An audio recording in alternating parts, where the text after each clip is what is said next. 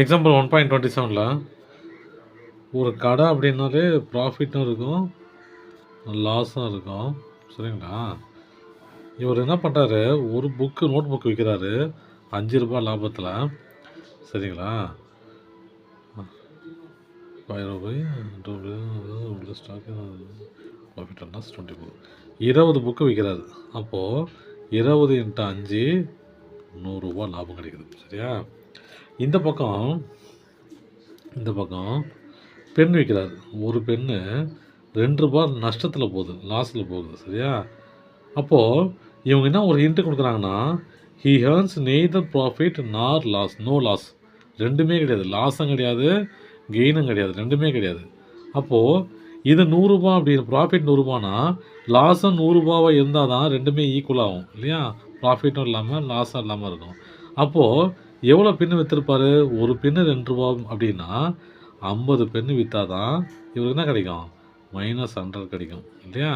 அப்போ பாருங்கள், இது ப்ராஃபிட்டு லாஸில் போயிடுச்சு. சரிங்களா? லாஸ் ஆனது ப்ராஃபிட்டில் வந்துச்சு, ரெண்டுமே ஈக்குவல் ஆகிடுச்சு இல்லையா? அப்போ எத்தனை பென் விற்றுருப்பார்? 50 பென் விற்றுருப்பார். அவ்வளோதான் சொன்னேன். எக்ஸாம்பிள் 1.28ல் ஃபிரோஸ் கான் என்ன பண்ணுறாரு, ₹1150 கலெக்ஷன் பண்ணுறாரு. இன்றைக்கி எதுக்கு?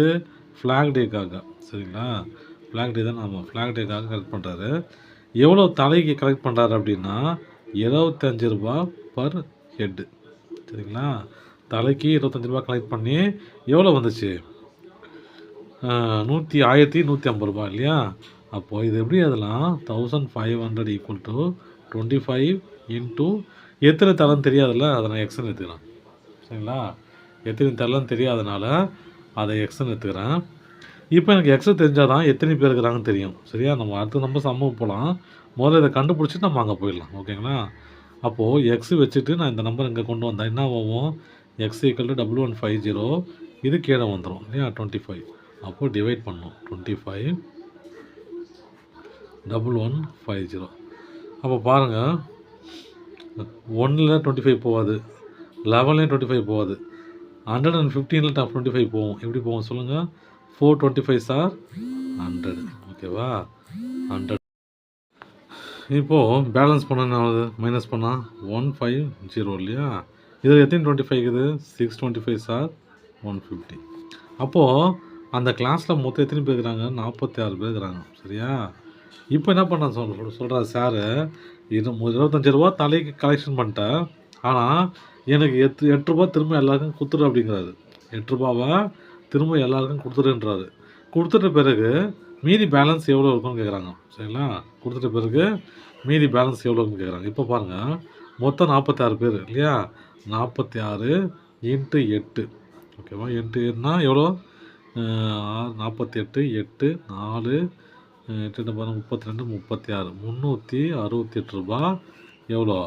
1150ல் ₹368 ரிட்டர்ன் பண்ணிட்டா, அதாவது ₹8 தலைக்கு. சரியா? ₹8 தலைக்குன்றத ரிட்டர்ன் பண்ணிட்டா, மீதி எவ்வளோ ஆயிருக்கும்? 10ல் 8 போச்சுன்னா 2, 14 6 போச்சுன்னா 8, அப்புறம் 12ல் 10ல் 3 போச்சுன்னா 7.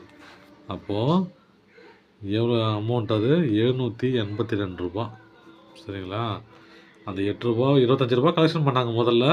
அதுக்கப்புறம் அதில் தலைக்கு ₹25 கலெக்ஷன் பண்ணாங்க. அதில் ₹8 ரிட்டர்ன் பண்ணிட்டாங்க. மீதி அமௌண்ட்டு எவ்வளோ? கலெக்ஷன் பண்ணும்போது எவ்வளோ அமௌண்ட் வந்துச்சு? தலைக்கு ₹25 கலெக்ஷன் பண்ணும்போது இவ்வளோ அமௌண்ட் வந்துச்சு. அப்புறம் ₹8 ரிட்டர்ன் பண்ண பிறகு இவ்வளோ அமௌண்ட் வந்துச்சு. தேங்க்யூ.